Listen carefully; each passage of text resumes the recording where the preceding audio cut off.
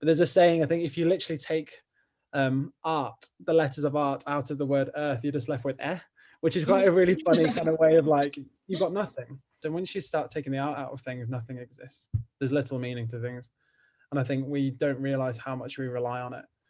Here are the newest releases by artists around the world, including me, Scott Quinn, only on the hottest thing on campus, Radio Heatwave. Radio Heatwave. Heatwave. You're watching the hottest thing on campus, Radio Heatwave. You're with me, Fitra, but most importantly, we have a very special guest with us. It is the most dashing, the most talented Scott Quinn. Hi, Scott. How are you doing today? Oh, what an intro. Yeah, I'm good. Thank you. How are you? I'm good. Even better now that I'm seeing you. Thanks so much. So welcome to Radio Heatwave and congratulations on your newest single, Nightmare. So Nightmare is about thinking that you know someone and having them morph into someone that you don't know and it becoming your worst nightmare. So tell us a little bit more about the song. Was there any particular inspiration behind writing it? I mean, not to be too cliche, but I was basically just going through some difficult relationship times. And I think the closer you get to someone, the more you think you know them. And then suddenly sometimes something will happen. You're like, I did not see that coming at all. Yeah. And I think that song is basically based off one event or maybe a few events and maybe two individuals, but it's just, I think, something we can all relate to in some form or fashion. But also, like, even as the idea of a nightmare in general, I know people have different interpretations of that, so it's whatever they get from it, I guess. But that was mine, and it's long past, so that's all good. All right, that's good. All right, so you've been part of so many diverse projects. How did you manage to find your own unique sound? I think being on diverse projects actually helps you find your sound in the first place, because it means that I can work on projects and in genres that I wouldn't necessarily play myself, and I can kind of learn from those genres or those people or those producers, and I can kind of take the bits that feel true to me and kind of develop that. So I guess it's kind of just like training or just going through the motions and becoming a more all-rounded musician, and then just playing with what sticks for you and what feels good.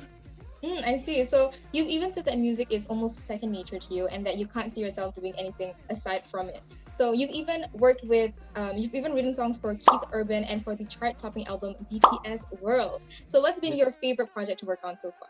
I think they all bring so many different things to the table. I mean, literally, both of those songs were written in this room. They're done remotely. Another Keith Urban record we did, it was mid-lockdown, and we were working on a track, and then we sent it to him and he loved it, and then he wrote the lyrics, and it was a really collaborative project. And the BTS one was even crazier because they had shared my music so randomly like 3-4 years ago on Twitter, and at that time I didn't know who BTS were. And K-pop, especially at that time, was not this kind of universal thing that it is now. And it used to have a bit of a weird kind of not a stigma, but kind of weird thing to it that was a bit kind of cheesy. And now obviously it's become this massive force for good, and they've blown up to be these incredible guys. But yeah, we that just came about. We DM'd a bit on Twitter, and then I got sent a track, and then that was collaborative, and I did the whole melody in this room. Wow. And then the collaboration went from there, and it went to some different songwriters, and the final thing came out. That was just a crazy project. But any project that I get to work on, I'm just grateful for, and it's just great working with some of the biggest and the best, I guess.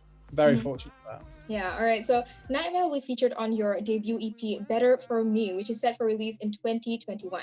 Is there a common theme surrounding the songs that are going to be on this album? And is there a takeaway that you want your listeners to have from this album? Very good questions.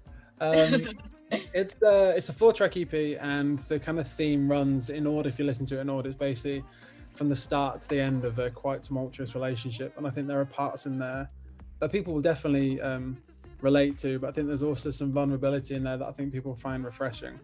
And it's kind of a theme that I enjoy working in, and I enjoy bringing out of other writers. And even going back to the co-writes, the Keith Urban tune, for example, was a very vulnerable song for him to write. And I think that's becoming more of a common thing these days. And I think we're accepting, and a lot more accepting of people's vulnerabilities in that respect. And so yeah, the EP has a mix of tunes, some happier than others, but I think everyone will find some kind of solace in there with relationships they're experiencing or have experienced, I guess. All right, so we heard that you're a strong advocate for mental health, and you even ran a campaign called Music and Depression alongside Help Musicians UK.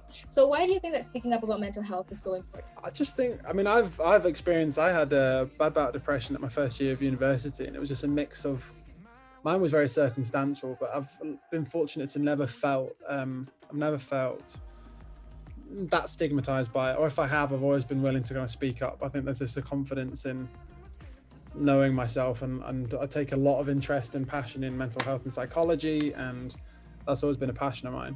And then being in the music industry for most of my life, pretty much, I've witnessed the kind of ups and downs of it. And a friend of mine who's an artist actually said something really good the other day in another interview, saying about how the music industry exploits people's traumas, and so if they're going to exploit them, they should support them. And that was kind of what this project with Help Musicians UK was about. Was just about setting up this kind of project where musicians specifically, but overarching in the industry, can get help and learn more about themselves psychologically and get therapy. And I'm a big advocate. I think if everyone in the world had therapy, we wouldn't have wars. We wouldn't have a lot of bad things that go on, because it's a lot of ego-based stuff. So I think we're in a good time for that. It's changing rapidly, and I think people are a lot more open to discussing it. So it's a good start. All right, so this question I really like. What's the best piece of advice you've given or that someone has given to you? Well, there's a few themes that I've kind of lived by, and I always tell my friends who are having a tough time and stuff, but just keep going. And I think there's an element of people, we're living a very instantaneous world. Everything's so quick these days, and you can contact someone on the other side of the world like we are. I mean, this is an instantaneous exchange over so many thousand miles.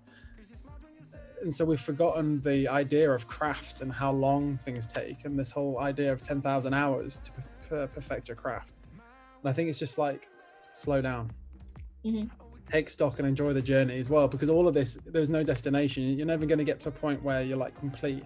It doesn't happen. I agree. And what you'll end up doing is burning out and not enjoying the ride. And even in my hardships of being a musician, it's up and down in so many ways. I'm kind of weirdly addicted to the bad, because I know that there's going to be some good that comes from it. So I just think there's that thing, I think Winston Churchill said it years ago, but it's just if you're going through hell, keep going. I think that's a really good kind of mindset. That's very good advice. Tough times. And also just another one of mine has always been collaboration over competition. I don't really see a lot of need for competing with people if it involves belittling someone. I think I've had a lot more success with just, even if it's a song, if it means giving away a bit of that song to someone else to help them craft it and make it better, then so be it. Let's do it. All right, amazing advice. So we have reached the quick fire question. So I'm going to ask you a bunch of questions, and you're going to answer them as quickly as possible. Are you ready? Tense. Yeah, go on. All right. Favorite season? Autumn or spring. An artist you'd want to collaborate with? Shawn Mendes, because of that documentary. What a legend. Favorite Christmas song? Driving Home for Christmas. If you had to pick one food to eat for the rest of your life, what would it be? Pizza. Easy. Nice. Favorite superhero? Iron Man, because he's a normal guy. Me too. Just doing great things. Me too. I love him. All right. Favorite guilty pleasure? Guilty. Oh, I watch. Don't know if you have it out. Below Deck is this really cheesy reality TV show that I shouldn't be watching, but it's addictive, and that is my guilty pleasure. All right. Color that looks best on you? Blue. Ooh, I think so too. Maybe. Pancakes or waffles? Pancakes. Would you rather be covered in fur or in scales? Fur, because then you're cuddly. Who wants to hug anyone in scales? I agree. Do you believe in aliens? Yes, I do. Massively. Me too. All right. With that, we have come to the end of our interview. I'm so sad, but Scott, do you have any final words for our listeners? Stream a new single. No, thank you for having me. It means the world, and to have my music out in the world other than the UK is baffling to me. So this has been amazing. So thank you so much. Yeah, once again, congratulations on your new single, Nightmare. Remember, guys, it's out on Spotify. Go give it a listen, like it, share it with your friends. It's a great track. I loved it, and I'm sure that you will too. So thank you, Scott, for being here with us today, and to the viewers for watching. This has been the hottest thing on campus, Radio Heatwave. Hear the newest releases by artists around the world, including me, Scott Quinn, only on the hottest thing on campus, Radio Heatwave.